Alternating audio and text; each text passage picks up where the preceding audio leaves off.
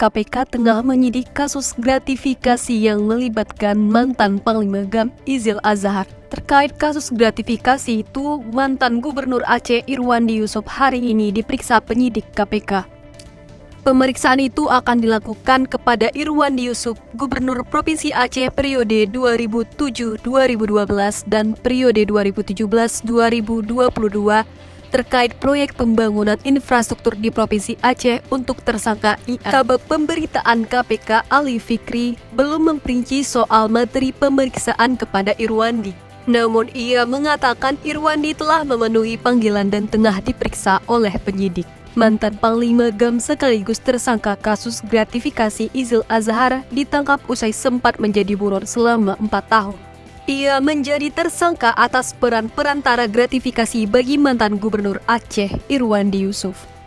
Kasus itu bermula saat Irwandi Yusuf menjadi Gubernur Aceh periode 2007-2012. Saat itu, Irwandi tengah melaksanakan proyek pembangunan dermaga di wilayah Sabang, Aceh dengan pembiayaan APBN. Wakil Ketua KPK Johanis Tana mengatakan Irwandi lalu menerima uang gratifikasi dari manajemen PTNS yang dikenal dengan istilah jaminan keamanan.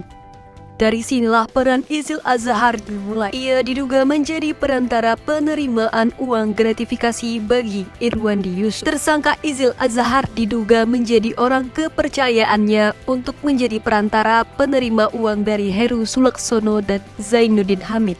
Ia menjadi orang kepercayaan Irwandi Yusuf karena sebelumnya pernah menjadi bagian tim ses Pilkada Gubernur Aceh tahun 2007. Penyaluran uang gratifikasi melalui Izil Azhar terjadi pada 2008 sampai 2011 dengan total gratifikasi senilai 32,4 miliar yang disalurkan melalui Izil Azhar kepada Irwandi Yusuf. Pembayaran gratifikasi itu juga dilakukan bertahap mulai dari nominal 10 juta rupiah sampai dengan 3 miliar rupiah. Atas perbuatannya, kini Izil Azhar dijerat dengan pasal 12B Undang-Undang Nomor 31 Tahun 1999 tentang Pemberantasan Tindak Pidana Korupsi JO Pasal 55 Ayat 1 ke 1 KUHP.